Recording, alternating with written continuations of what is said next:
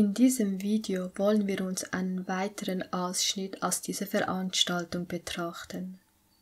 Hier spricht Gilbert Valentine, ehemaliger Professor der La Sierra Universität, nun im Ruhestand, der hier auf Bruinsma antwortet.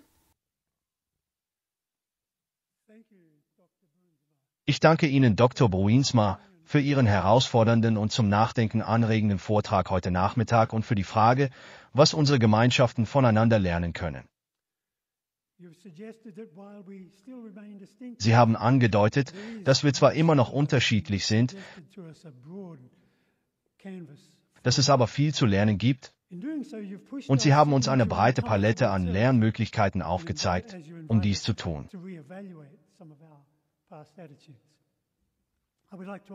Ich möchte 4 kurze Überlegungen anstellen, um auf einige der von Ihnen angesprochenen Punkte einzugehen. Die Punkte, die Sie anführen, sind nicht unbedingt die wichtigsten Punkte, die Sie angeführt haben. Aber, das sind meine Bemerkungen dazu. Zunächst einmal ist sich jeder von uns heute der großen Sensibilität bewusst, die Ihre Frage umgibt. Der heutige Tag macht deutlich, dass dies für viele Adventisten ein sehr unangenehmes Thema ist, historisch gesehen. Der Grund dafür ist, dass die äußerst negative Rolle des mittelalterlichen Katholizismus, die im großen Kampf dargestellt wurde, zweifellos eine wichtige Quelle des Unbehagens ist, aber es gibt Gründe, die tiefer gehen. Am Ende Ihrer ersten Ausgabe, Dr. Bruinsma, Ihres sehr hilfreichen Buches, das, wie Sie anmerkten, von der Andrews University Press veröffentlicht wurde, kommen Sie zu dem Schluss, dass der Adventismus einige einzigartige Merkmale gegenüber seinem traditionellen Antikatholizismus aufweist und Sie nennen die Rolle beider, unsere 7-Tag-Sabbatlehre und unsere Heiligtumslehre, als diese beiden Merkmale. Könnten wir die Implikationen dieser Beobachtung noch weiter ausführen? Ist es nicht so, dass wir uns in diesen beiden unterscheidenden Lehrbereichen tatsächlich als prophetisch beauftragt verstehen, durch unsere Verkündigung die unbiblische Lehre des Katholizismus gezielt anzusprechen und zu korrigieren? Wir glauben, dass wir dazu beauftragt sind, dies zu erklären und den wahren Sabbat zu verkünden. Wir haben die Katholiken, insbesondere das Papsttum, beschuldigt, den Tag der Anbetung verändert zu haben, und wir glauben, dass wir aufgerufen sind, dies aufzuklären und den wahren Sabbat zu verkünden. In Daniel 8, 13 und 14 beanspruchen wir den Auftrag, das wahre Verständnis des Hohepriestertums Christi im himmlischen Heiligtum im Gegensatz zur katholischen Lehre der Messe zu verkündigen. Unsere negative Wahrnehmung des Katholizismus liegt also sehr nahe an unserem zentralen Identitätsgefühl.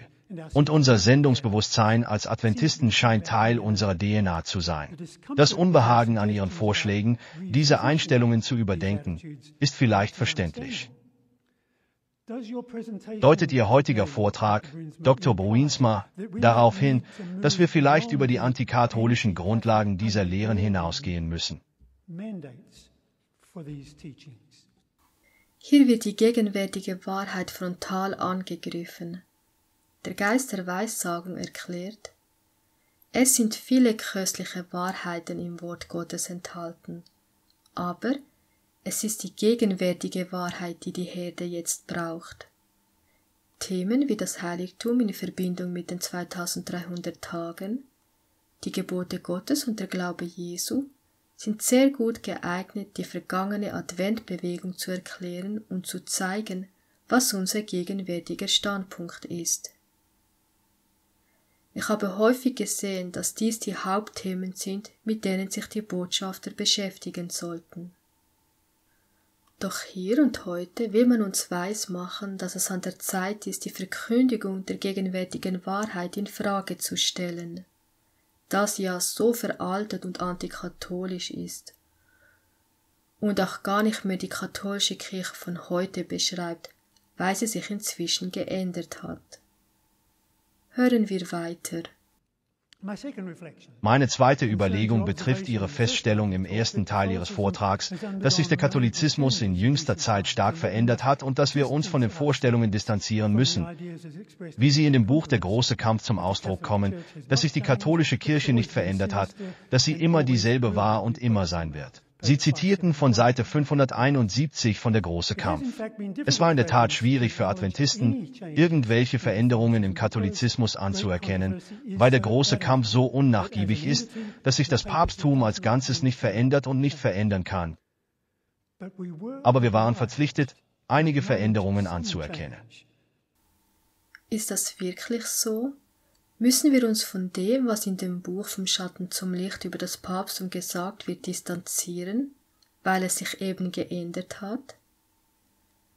Schauen wir uns doch einmal die katholische Position diesbezüglich dem an, was wir als Adventisten glauben. Auf der Webseite catholic.com schreiben sie über den 7-Tags-Adventismus Folgendes. Die 7-Tags-Adventisten können ihre Ansichten über die katholische Kirche als Hure Babylons nicht ändern, ohne zuzugeben, dass sie in Bezug auf die Sonntagsheiligung falsch lagen. Sie können nicht zugeben, dass die Sonntagsheiligung nicht das Mahlzeichen des Tieres ist, ohne ihre Ansichten über den jüdischen Sabbat zu ändern. Die 7-Tags-Adventisten können nicht aufhören, antikatholisch zu sein, ohne aufzuhören, 7-Tags-Adventisten zu sein. Mit anderen Worten erklären sie hier, dass wir als Adventisten, wenn wir aufhören, das Papsttum als Hure Babylons zu identifizieren und andere Punkte anzusprechen, wie das Mahlzeichen des Tieres und so weiter, wir auch unsere Identität verlieren. Wir können gar nicht Adventisten sein, ohne antikatholisch zu sein. Das sind ihre eigenen Worte. Das ist das, was die katholische Kirche hier sagt. Demnach würde das nicht bedeuten, dass jeder Versuch unsererseits, dies tun zu wollen, auch heißen würde, dass wir keine Adventisten mehr sind? Hören wir weiter. Meine letzte Überlegung hat zwei Stränge, und sie beziehen sich auch auf Ihre Beobachtung auf Seite 2, wo Sie auf Ellen White zu sprechen kommen, die die katholische Kirche als ein Chamäleon charakterisiert, das aber das unveränderliche Gift der Schlange beibehält. Und Sie meinen, dass dies veraltet und nicht mehr hilfreich ist. Vor kurzem haben Sie an anderer Stelle im Adventist Today, so denke ich, kritisiert, was Sie als einen problematischen Missbrauch des Buches Der große Kampf in seinem Kleid des 19. Jahrhunderts in einer Massenverbreitungskampagne ansehen, und Sie machten eine ähnliche Beobachtung darüber. Sie argumentierten, dass der große Kampf einer anderen Zeit angehört, die sich sehr von der Zeit unterscheidet, in der wir heute leben. Doch gleichzeitig betonten sie, dass das Thema des Buches heute genauso relevant ist wie zu der Zeit, als Ellen White und andere darüber schrieben, und zwar auf eine Art und Weise, mit der sich ihre viktorianischen Zeitgenossen identifizieren konnten. Sie schlugen vor, dass die Botschaft des Buches heute in einer Sprache und mit Argumenten vermittelt werden muss, die unsere Realität im 21. Jahrhundert widerspiegelt. Diese zweite Beobachtung hat bei mir einen starken Widerhall gefunden, als ich letzte Woche einen Artikel des US Catholic gelesen habe, der in der Oktoberausgabe von Christian Century mit dem Titel Glaube auf Kosten der Freiheit von der Redakteurin der digitalen Ausgabe Rebecca Weiss abgedruckt wurde. In diesem Artikel übt Rebecca Weiss heftige Kritik am ultrakonservativen Flügel ihrer Kirche, der die Rolle der katholischen Kirche und des Staates aus einer sogenannten integralistischen Perspektive betrachtet. Integralisten sind ultrakonservative Katholiken, die glauben, dass Staat und Kirche auf fast mittelalterliche Weise so integriert werden sollten, dass der Staat und seine Gesetze und Politik die Verkörperung traditioneller katholischer christlicher Werte und Praktiken sein sollten.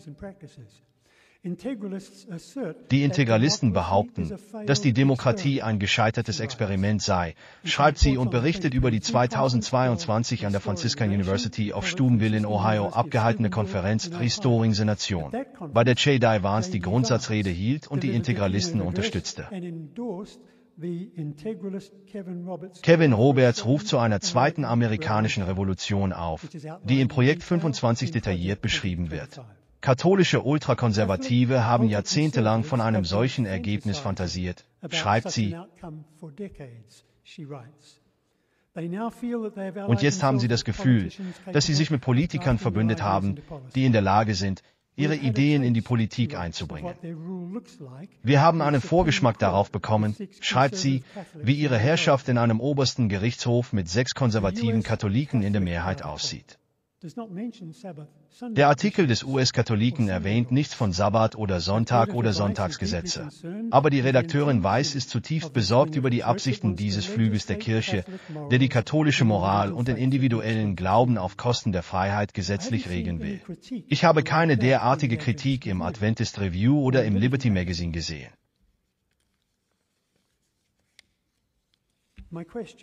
Meine Frage ist, ob dies die Art von Anwendung des Themas des großen Kampfes im 21. Jahrhundert ist, die Ihnen vorschwebt. An dieser Stelle danke Herr Valentine. Die Redakteurin, die Sie erwähnen, beobachtet genau das, was uns die Bibel prophezeit und wir auch verkündigen, nämlich der Versuch, oder lassen wir das doch von Catholic Answers erklären. Ihrer Ansicht nach, gemeint sind Adventisten, ist das Papsttum das 7-köpfige Tier aus dem Meer in Offenbarung 13, 1-10. Diesem Tier zur Seite steht ein lammähnliches Tier aus der Erde. Letzteres bringt die Welt dazu, das erste Tier anzubeten und lässt sich ein Bild von ihm machen.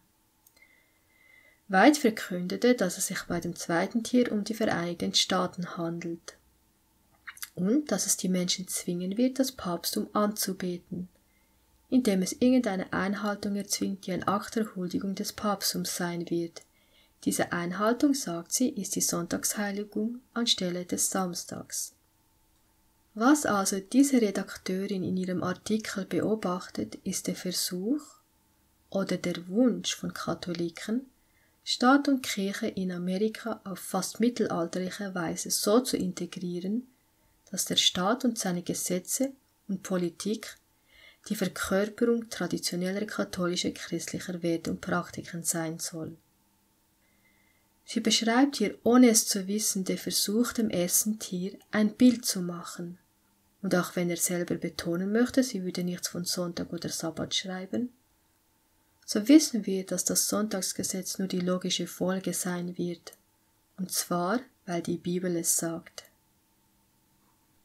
Und wenn wir schon dabei sind, auf dieser Webseite Catholic Answers wird über uns Adventisten gleich zu Anfang behauptet, wir seien eine Sekte und wir würden falsche und seltsame Lehren haben. Auch werden wir in vielen Punkten falsch dargestellt. Und wir würden die beiden protestantischen Schibolett Sola Scriptura und Sola Fide lehren. Daher frage ich mich, wurde bei dieser Veranstaltung auch dazu aufgerufen, dass Katholiken darüber nachdenken sollten, sich bei uns dafür zu entschuldigen, dass sie uns als eine Sekte betiteln, die falsche Lehren lehrt, und weil wir allein an die Bibel als Maßstab glauben und dass wir allein aus Glauben gerettet sein können? Nein, stattdessen sehen wir lediglich, dass man unsere eigenen Glaubenspunkte frontal angreift. Nicht umsonst warnt uns der Geist der Weissagung, dass wir von innen weit mehr zu fürchten haben als von außen. Und ich möchte noch einmal betonen, so wie Sie hier schreiben, wir können nur nicht mehr glauben, dass die katholische Kirche als System die Hure Babylons ist und der Sonntag zum Mahlzeichen des Tieres werden wird, wenn wir gleichzeitig aufhören, Adventisten zu sein, die den biblischen Sabbat halten. Das eine geht nicht ohne das andere.